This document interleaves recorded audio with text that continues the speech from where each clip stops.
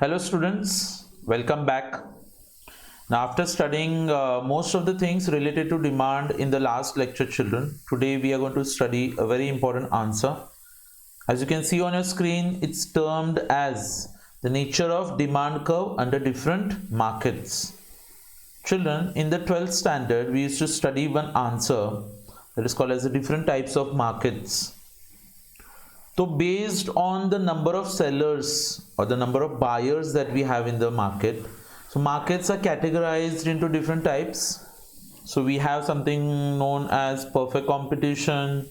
Then children, we also come across what's known as monopoly. Monopolistic competition hota hai bachlo. Then we will come across what's known as the oligopoly markets. So in every type of market, children, the demand curve that we study would actually have a very different shape. तो आज के lecture में बच्चों हम लोग वही पढ़ने जा रहे हैं कि कौन कौन से टाइप के मार्केट में कौन कौन से टाइप का डिमांड कर्व मिलता है हम लोगों को. So many times this question is covered in the exam children. आपको पूछा जाएगा explain the demand curve under different types of markets. ठीक है. Now the very first thing that we need to know children is that कि कौन से type का market है, कौन सी चीजों के ऊपर डिपेंड करेगा बच्चों लोग. Very simple, it depends upon the number of sellers and the number of buyers in the market. कि मार्केट में कितने बायर्स हैं और कितने सेलर्स हैं, इसके ऊपर डिपेंड करेगा. Children, it also depends upon the nature of a particular product. मतलब होमोजेनस प्रोडक्ट है या फिर इट्स अ डिफरेंशिएटेड प्रोडक्ट. अच्छा, बायर मार्केट को कंट्रोल कर रहा है या फिर सेलर मार्केट को कंट्रोल करता है children, that will also determine the type of market. So accordingly we have different types of demand curves in different types of markets. So let's begin with the first one children. The first one, which is actually known as the demand curve in a perfect competition. If we can also call it children as demand curve under perfect competition. तो first of all children we need to know कि like what exactly is a perfect competition. तो आपने 12th standard में बच्चों उसके कुछ features पढ़े थे. Yes, large number of sellers and large number of buyers. बच्चों जो प्रोडक्ट्स बेचे जाते हैं परफेक्ट कंपटीशन में वो कैसे रहेंगे, होमोजेनस या फिर they are also known as identical. So identical products or homogeneous products. Then children, large number of buyers and sellers होने की वजह से अकेला सेलर जो होता है ना, अकेला सेलर या फिर सिंगल सेलर या फिर अकेला buyer will not be able to influence the price in the market. बच्चों मार्केट में इतने सेलर्स होते कि अकेला सेलर कभी नहीं बता पाएगा कि उसका प्राइस क्या होगा, क्योंकि मार्केट डिटरमाइन करता है. मार्केट में इतने बायर्स होते हैं कि वो अपना प्राइस खुद डिसाइड नहीं कर सकता है, मार्केट डिसाइड करेगा सब कुछ. चलो, and that is why we all know that the seller is known as a price taker and is not the price maker. तो बच्चों who decides the price? Very simple children, the prices are generally determined by demand and supply. And whatever the prices are decided by the market are accepted by the buyers and the sellers. Yes. After talking about all those features, children, finally we see what kind of demand curve is seen under perfect competition. So in a perfectly competitive market, as I said, that every seller is a price taker. तो बच्चों लोग जहां पे demand और supply का intersection होता है बच्चों लोग, जहां पे डिमांड और सप्लाई कर्व्स इंटरसेक्ट करते हैं, that will be known as the price. तो how is it exactly determined children? So as you can see here demand curve आप देख सकते हो. पहले बहुत सारे कर्व्स बता रहा हूं मैं. पहला एक्स एक्सिस पे as usual children we are showing the quantity demanded, and on the y axis children क्या देखेंगे हम लोग? प्राइस. अच्छा, तो फर्म का जो डिमांड का होता है बच्चों, it will be just like a horizontal line.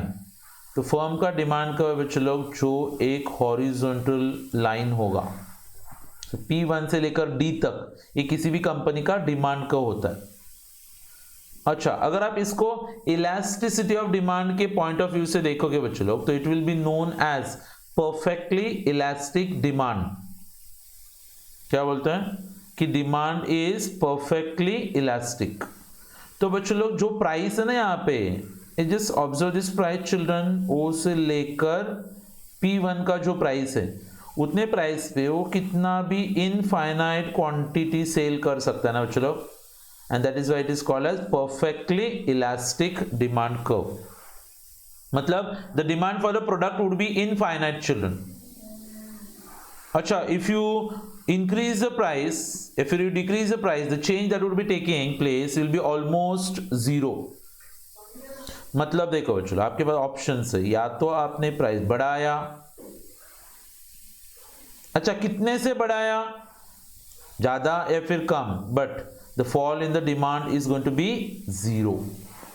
So in a perfectly competitive market children, firms generally अपना प्राइस रिड्यूस नहीं करते, क्योंकि उनका प्रॉफिट्स क्या हो जाएगा बच्चों लोग, नेगेटिव होगा, क्योंकि प्राइसेस ऑलरेडी इतने कम होते हैं कि उनको सिर्फ नॉर्मल प्रॉफिट मिलता है, और उसमें भी अगर वो लोग प्राइस रिड्यूस करने के लिए जाएंगे तो obviously children they are going to suffer losses, we can say.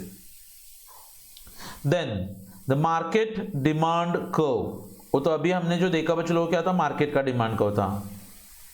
अच्छा, मार्केट वो इंडिविजुअल डिमांड का होता है फर्म का, ये मार्केट का। सो मार्केट का डिमांड का होता है बच्चों लोग डाउनवर्ड स्लोपिंग कर्व। अच्छा, it reflects that the price of an ordinary commodity will increase the demand for that commodity. मतलब अगर किसी कमोडिटी का प्राइस इंक्रीज होता है तो उस कमोडिटी का डिमांड जो होगा वो क्या होगा, डिक्रीज होगा। It's shown here children. Again if you analyse the diagram, here children it's the x axis, then we have the y axis। x axis पे क्या बता रहे हैं हम लोग, क्वांटिटी, y axis पे क्या बताने वाले हैं, प्राइस। अच्छा, and the demand curve will be children sloping downwards in this particular manner from left to right। Why does it slope downward children? Because when the price is more, quantity demanded will be less। हाँ, but if the price is lower, then quantity demanded will automatically increase। quantity demanded automatically क्या होगा, increase होगा, and that's the reason children why the demand curve slopes downwards। So in a perfectly competitive market children, price is determined by the intersection between market का demand and market का supply। क्योंकि आप सबको पता है कि अकेला जो फर्म होता है बच्चों लोग, मार्केट है, हजारों सेलर्स है, उसमें आप एक कंपनी चला रहे हो, तो आप सब प्रोडक्ट्स का प्राइस खुद तय तो नहीं कर सकते हो, मार्केट का प्राइस क्या है वो भी तो देखना पड़ेगा। मतलब indirectly the market supply and the market demand will determine what is going to be the price of that particular commodity. और अकेले जो बिजनेसमैन होते हैं ना बच्चों लोग, individual firms, they are called as the price takers. अच्छा, individual firms will be forced to charge the equilibrium price that the market has decided. मतलब मार्केट ने जो प्राइस डिसाइड किया है वही प्राइस इंडिविजुअल फर्म्स को फिक्स करना पड़ेगा, और उसी प्राइस पे इंडिविजुअल बायर्स को भी अपना प्रोडक्ट खरीदना पड़ता है। तो प्राइस फिक्स कैसे होता है आप यहाँ पे देख सकते हो चिल्ड्रन। ये है आपका एक्स एक्सिस, ये है आपका वाई एक्सिस। एक्स एक्सिस पे हमने O Q that is quantity and O P that is the price of the commodity. फिर हमने क्या किया बच्चों लोग, एक डाउनवर्ड स्लोपिंग डिमांड कर्व तैयार किया ऐसे, फिर एक अपवर्ड स्लोपिंग सप्लाई कर्व तैयार किया। दोनों कर्व्स कहाँ पे इंटरसेक्ट करे, ये देखो यहाँ पे एरो के यहाँ पे बच्चों लोग इंटरसेक्शन हो रहा है ना, तो वहां से आपको क्या करना है, वाई एक्सिस पे ज्वाइन करो इसको, तो आपको मार्केट का प्राइस मिल जाएगा। और वो मार्केट का प्राइस कितना है चिल्ड्रन, ओ से लेकर P0 तक। And what is the equilibrium quantity demanded? For that children you need to draw a line like this, and then you understand that quantity demanded is how much, O से लेकर यहाँ पे Q तक, यहाँ पे point नहीं दिया है। सो आपने नोटिस किया बच्चों लोग, ये मार्केट का डिमांड और ये मार्केट का सप्लाई और ये होता है मार्केट का प्राइस। और ये मार्केट का प्राइस डिसाइड किसने किया है चिल्ड्रन, मार्केट ने। मार्केट या फिर sometimes we also term it down as industry will fix the price. अभी मार्केट में जो इंडिविजुअल फर्म्स होते हैं उनके पास तो कुछ अथॉरिटी नहीं होता है प्राइस डिसाइड करने का। So obviously what they will be doing children, जो भी प्राइस मार्केट ने तय किया है वही प्राइस फर्म को एक्सेप्ट करना पड़े। तो आप एक काम कर सकते हो, ये देखो यहाँ पे आप ये सेम प्राइस इधर एक्सटेंड करा के लोगे and then children you will realise that firm का प्राइस अभी तय हो चुका है, लेकिन वो तय किसने किया है? मार्केट ने। फर्म वही प्राइस एक्सेप्ट करे तो मार्केट का प्राइस कितना है? ओ से लेकर P0, तो फर्म का प्राइस भी कितना है? चलो ओ से लेकर P0। अच्छा, कितना बेचने का? वो फर्म के ऊपर डिपेंड करता है children, it will be depending upon the firm. वो इनफाइनाइट क्वांटिटी सेल कर सकता है, right? Yes, so that's the equilibrium price under perfect competition. Second वाला टाइप का जो मार्केट आता है children, which is actually known as a demand curve under monopoly. Monopoly के अंडर चलो डिमांड कर्व किस टाइप का दिखेगा आपको? तो सबसे पहले आपको देखना पड़ेगा कि मोनोपोली होता क्या है। So monopoly children is a type of market where one seller will control the entire commodity which is being sold in the market, so he is going to decide the price. अच्छा, ज्यादातर एकाध rational monopolist, कौन? Rational monopoly, जो normally behave करेगा, जिसको लगता है कि मुझे मैक्सिमम प्रॉफिट चाहिए, तो वो लोग दोनों चीजें कंट्रोल नहीं करते बच्चों लोग, मतलब सप्लाई भी और प्राइस भी नहीं, क्योंकि आप सप्लाई और प्राइस दोनों भी कंट्रोल नहीं कर सकते हो ना। You cannot say कि like I am going to sell more quantity at a higher price. No, if you charge more price, automatically quantity will be less. If you sell more quantity, automatically price is going to be less. मतलब generally कोई भी monopolist क्या करता है बच्चों लोग? या तो सप्लाई या फिर प्राइस, इन दोनों में से कोई एक वो फिक्स करेगा और बाकी का किसके भरोसे छोड़ देने का बच्चों लोग? मार्केट के भरोसे छोड़ना है आपको। अच्छा, मोनोपोली के केस में बच्चों लोग एक फर्म जो होता है ना, one firm that constitutes the entire industry, मतलब फर्म वही और इंडस्ट्री भी वही होता है। मतलब क्या हो गया बच्चों लोग कि मार्केट में जितना का जितना एंटायर डिमांड होता है ना बच्चों लोग, वो एक ही मोनोपोलिस्ट के पास जाके खत्म होगा, और इसकी वजह से मोनोपोलिस्ट का डिमांड का जो होता है बच्चों लोग, it is going to slope downwards. ठीक है, as shown below. So same children again, OQ, OP. OQ is what children? Quantity, and OP is nothing but the price. And then we have got a downward sloping demand curve. So why is it sloping downwards? Very simple children, क्योंकि हमने already देखा है। मैं आपको एक shortcut बताता हूँ, जहां कहां पे भी कोई भी सेलर बच्चों लोग प्राइस टेकर होता है, उसका डिमांड कर्व हमेशा हॉरिजॉन्टल आएगा। And any particular situation children जहां पे भी सेलर प्राइस मेकर होता है, मतलब उसके पास प्राइस चेंज करने का कंट्रोल होता है, वहां पे demand curve will always slope downwards, क्योंकि वो एक पर्टिकुलर प्राइस पे एक पर्टिकुलर क्वांटिटी सेल करता है। अगर उसको लगता है कि मुझे ज्यादा क्वांटिटी सेल करना है, तो उसके पास एक ही ऑप्शन है, प्रोडक्ट को सस्ता करो और ज्यादा बेचो, right? So is the price maker we can say. So if the monopolist wants to increase the sales, he has to lower the sale. बढ़ाने का तो चलो सस्ता करके सेल बढ़ाया जाता है, क्योंकि आपको भी पता है कि अगर उसने किसी प्रोडक्ट का प्राइस रेज किया, if he raises the price of the product, what will happen? He will have to sacrifice some of his sales, उसको अपने सेल्स को सैक्रिफाइस करना पड़ता है। तो चलो दो टाइप के मार्केट्स का डिमांड कर्व देख लिया हम लोगों ने। Now will just move towards children the next type of market and the next type of demand curve. What is it? So चलो demand curve under monopolistic competition. क्या है? Demand curve under monopolistic competition. चलो monopolistic competition के under में आपको कौन से type का डिमांड दिखाई देगा? तो पहले first of all obviously children we have to understand what exactly is monopolistic competition. Monopolistic competition में चलो एक ऐसा सिचुएशन होता है जहां पे बहुत सारे सेलर्स रहेंगे, लेकिन वो होमोजेनस प्रोडक्ट नहीं बेचते बच्चों, they will be selling differentiated products. एक ही टाइप का प्रोडक्ट अलग अलग दिखा के बेचा जाता है। नए फर्म्स मार्केट में एंट्री कर सकते हैं, it's not so difficult we can say. अच्छा, अभी डिमांड कर्व कौन से टाइप का आता है? तो डाउनवर्ड स्लोपिंग डिमांड कर्व आएगा। व्हाई? क्योंकि हर एक का प्रोडक्ट बच्चों दूसरे के प्रोडक्ट से डिफरेंशिएट किया हुआ है, तो ऑब्वियसली वो लोग अपना प्राइस थोड़ा सा खुद ही तय कर सकते हैं, मतलब इनडायरेक्टली उनके पास मार्केट का पावर रहता है। अच्छा, अगर उन्होंने प्राइस को हल्का सा बढ़ाया, so they want to lose all the customers from the market children. एक टाइप का कोल्ड ड्रिंक बच्चों आपने नोटिस किया है क्या, उस रेंज के सब कोल्ड ड्रिंक्स का प्राइस सेम रखा जाता है। जिस दिन किसी ने प्राइस बढ़ाया समझ जाने का कि उसका पूरा का पूरा डिमांड गायब होगा, मतलब the demand curve is going to be more elastic. मतलब क्या हो गया बच्चों लोग यहाँ पे कि देखो एक सिचुएशन समझना, the demand curve for a firm will be more elastic या फिर flatter if the monopolist, because under monopolistic competition the products of different firms are very close substitutes, एक दूसरे के close substitutes होते हैं बच्चों लोग। मैं आपको बताता हूँ बच्चों लोग, ध्यान से देखना। मोनोपोली में दो टाइप का डिमांड कर्व फेस कर सकते हैं हम लोग। कितने टाइप्स का? दो टाइप्स का। अगर मोनोपोली होगा ना बच्चों लोग, मोनोपोली, तो डिमांड कर्व है ना ऐसे स्टीप आता है। स्टीप क्यों स्टीप आता है? क्योंकि प्रोडक्ट्स बच्चों लोग होमोजेनस होते हैं, वहां पे सब्सटीट्यूट अवेलेबल नहीं है।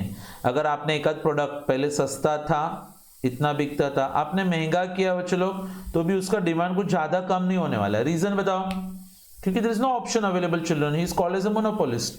But when it comes to monopolistic competition, now we know that कि प्रोडक्ट्स बच्चों लोग एक दूसरे के क्लोज सब्सटीट्यूट्स होते हैं। कोल्ड ड्रिंक्स का मार्केट देख लो बच्चों लोग, यहाँ पे क्या होगा, क्योंकि तुम्हारे प्रोडक्ट के बहुत सारे सब्सटीट्यूट्स मार्केट में ऑलरेडी अवेलेबल है, और ऐसे सिचुएशन में अगर तुम प्राइस कम या फिर ज्यादा करने के लिए गए तो तुम्हारे प्रोडक्ट का डिमांड बच्चों लोग बहुत ज्यादा चेंज होगा। ये देखो, ये तुम्हारा ओरिजिनल प्राइस है और ये तुम्हारा ओरिजिनल डिमांड है, ऐसे एज्यूम करना। अगर आप प्राइस हल्का सा बढ़ाओगे ना बच्चों लोग, तो आप देख सकते हो कि आपका डिमांड बहुत ज्यादा कम हो गया। इसको इलास्टिक बोलते हो बच्चों लोग। और आपने प्राइस को हल्का सा कम किया तो आपका बच्चों लोग डिमांड बहुत ज्यादा बढ़ता भी है। इसको बोलते हैं परफेक्टली इलास्टिक। ये ऐसे क्यों होता है? क्योंकि ऑप्शंस है ना बच्चों लोग, कोक है, पेप्सी है, दोनों भी अगर 15 रुपए में 200 ml मिल रहा है बच्चों लोग, और एक जन बोलते हैं कि 20 रुपए, तो आपको पता है वो क्यों खरीदोगे आप? क्योंकि एक दूसरे के सब्सटीट्यूट्स हैं, दोनों भी 15 में मिलते हैं। फिर बाद में कोक ने आके बोला कि हम लोग 10 में देंगे, फिर सब लोग कोक ही खरीदेंगे, मतलब उसका डिमांड बहुत ज्यादा बढ़ता है। So you need to understand. आज यहाँ पे एक बात आप समझ लो चलो, जब भी आप मोनोपोलिस्ट का डिमांड को बनाओगे तो आप उसको ऐसा स्ट्रेट लाइन बनाने का थोड़ा, और जब आप मोनोपोलिस्टिक कंपटीशन का डिमांड को बनाओगे तो you will make it a bit flatter. इसको बोलते हैं relatively inelastic demand curve, and children this is known as relatively elastic demand curve. Okay, yes, so that's the next type of market that we have. And children, finally we come across the next type of market, that is the demand curve under oligopoly. Now children, first of all we need to understand what's oligopoly market. एक ऐसा market बच्चों लोग जहां पे few sellers दिखेंगे आपको, standardised products बेचते बच्चों लोग, या फिर कभी कभी उसको डिफरेंशिएट भी किया जाता है। नए फर्म्स के लिए बच्चों लोग फ्री में एंट्री मिलेगा, लेकिन डिफिकल्ट होता है थोड़ा सा एंट्री करना, क्योंकि वो टेक्नोलॉजी आपके पास होना चाहिए, उतना फाइनेंस अवेलेबल होना चाहिए। अच्छा, कभी कभी क्या होता है बच्चों लोग, क्योंकि फर्म्स का नंबर छोटा होता है, तो many times many firms they come together to form something what is known as a cartel. Cartel मतलब बच्चों लोग एक ग्रुप बनाया जाता है सेम फर्म्स का, ताकि कंपटीशन खत्म हो जाए। ओके, सो कार्टेल्स फॉर्म करके बच्चों लोग increase the price and profits. जैसे हमने सुना हुआ है बच्चों लोग, ओपेक करके कार्टेल होता है ना, organization of petroleum exporting countries. तो 12 या फिर 13 देश आते हैं बच्चों लोग जो ऑयल प्रोड्यूस करते हैं। पहले कंपटीशन होता था, अभी साथ में आ गए, कार्टेल बनाया, तो कंटिन्यूसली प्राइस बढ़ा के वो लोग अपने प्रॉफिट्स बढ़ाते जाते हैं। अच्छा, क्योंकि बच्चों लोग ओलिगोपोली मार्केट में there are only a few firms, मतलब क्या होता है, दे आर नॉट फ्री और independent to take their own decision. मतलब कितना आउटपुट प्रोड्यूस करना है, कितना प्राइस चार्ज करना है बच्चों लोग, ये एक दूसरे को देख के किया जाता है। मतलब देयर डिसीजंस आर इंटरडिपेंडेंट, एक दूसरे के ऊपर डिपेंड करेंगे बच्चों लोग उनके डिसीजन। जैसे एक ने प्राइस चेंज किया, दूसरा फटाक से चेंज करेगा, एक ने बढ़ाया दूसरा बढ़ाता है, एक ने कम किया दूसरा कम करता है। सो different reasons or different reactions coming from different firms we can say children. Then interdependence की वजह से बच्चों लोग मार्केट में बहुत ज्यादा अनसर्टेनिटी होगा। अगर एक एयरलाइंस अपना प्राइस कम करता है तो दूसरा एयरलाइंस भी कम करेगा। अभी कम करेगा क्या नहीं करेगा, कितने से कम करेगा, वो तो हम लोग बता नहीं सकते हैं। Whether it's the output or the price children, तो गारंटी नहीं दे सकते हम लोग कि अगर मैंने प्राइस कम किया तो मेरा कॉम्पिटिटर एग्जैक्टली क्या करेगा।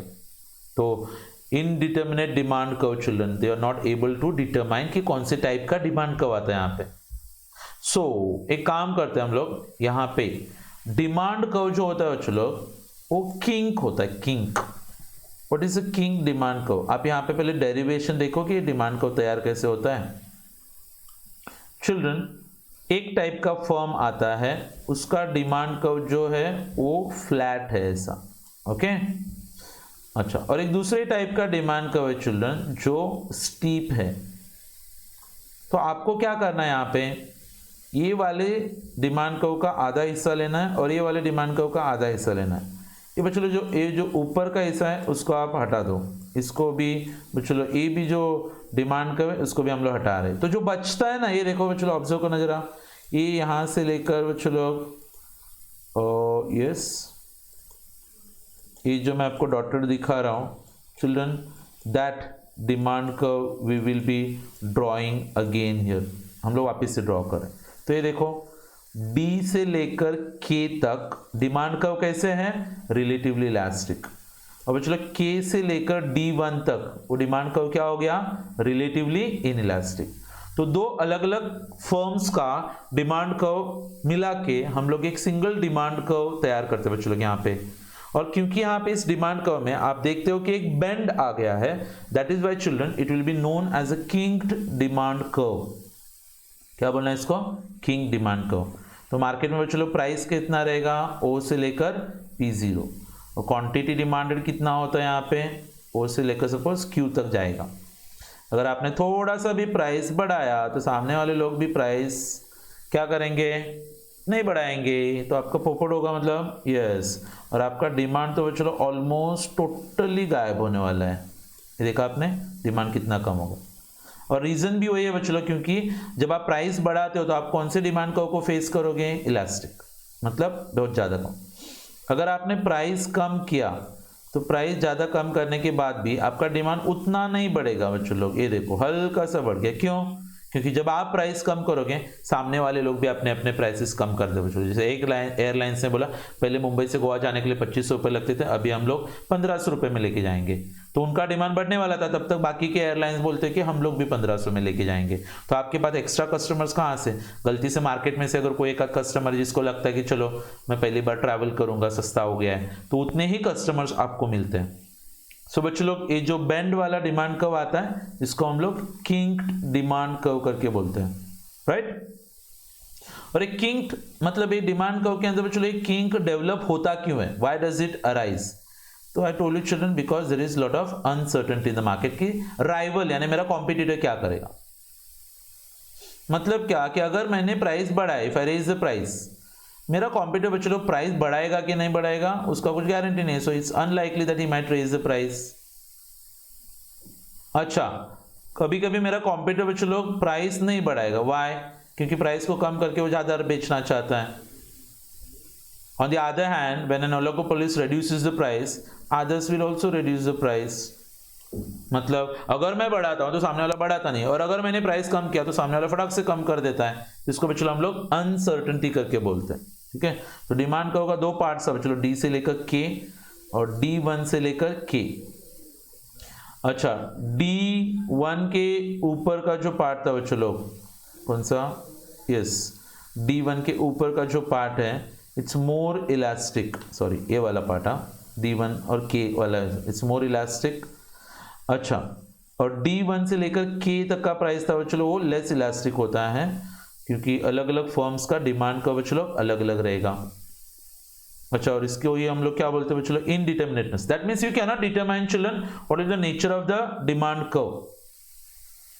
तो ज्यादातर लोग क्या करते हैं बच्चों लोग, जो प्राइस है ना मार्केट में उसी को फॉलो करो, फालतू में जाके उसमें चेंजेस मत करना, क्योंकि डर होता है बच्चों लोग, फियर होता है मन में, क्या कि अगर मैंने प्राइस बढ़ाया और सामने वाले लोगों ने नहीं बढ़ाया और मेरा डिमांड कम हो गया तो। अच्छा, मैं प्राइस कम भी नहीं करूंगा, क्यों कि अगर मैं कम करूंगा तो सामने वाला भी कम हो करेगा, तो मेरा जो सेल्स है चलो वो तो बढ़ने वाला ही नहीं है ना। तो आपने देखा हर एक तरफ से यहाँ पे डिफिकल्टी होता है, and that is why we say that they do not change the prices. तो प्राइसेस को रिजिड रखा जाता है बच्चों लोग, तो hope so children you all understood today's lecture. मैं आपको कुछ अलग अलग नोट्स में से पढ़ा सकता हूँ, तो don't get confuse children. I will be guiding you through कि लाइक आपको कैसे स्टडीज करने हैं। चैप्टर नंबर 1 और 2 थोड़ा साइड में रख के मैंने डायरेक्टली चैप्टर नंबर 3 स्टार्ट किया है, क्योंकि आपको चैप्टर नंबर 3 थोड़ा आता है ऑलरेडी। अच्छा, चैप्टर नंबर 4 तो पूरा इलास्टिसिटी ऑफ डिमांड के ऊपर है। Chapter number 5 children it will B demand forecasting. और ये 3 टॉपिक्स पढ़ाने के बाद में चलो फिर मैं आपको चैप्टर नंबर 1 और चैप्टर नंबर 2 पढ़ाऊंगा। तो आपको बिल्कुल भी कंफ्यूज नहीं होना है। कुछ भी डाउट्स डिफिकल्टीज होते तो आप कभी भी कांटेक्ट कर सकते हो बच्चों लोग, डोंट टेक टेंशन। लेकिन जितने भी लेक्चर्स आते हैं थोड़े ऑब्जर्व करो, सीखो थोड़ा। एग्जाम होगा क्या नहीं होगा इसका टेंशन नहीं लेना है। अच्छा, क्योंकि आपको तो लगता रहेगा कि नहीं होगा करके, लेकिन आपको पता है आपने जो सोचा है हमेशा उसका उल्टा होता है, तो होगा exam. So that's all for today. See you in the next lecture children with more concepts related to economics. एक लेक्चर अपना और बाकी है बच्चों लोग, चैप्टर नंबर 3 का। It's not over as it. Next lecture में मैं खत्म कर दूंगा ये topic. So bye everyone, see you in the next lecture.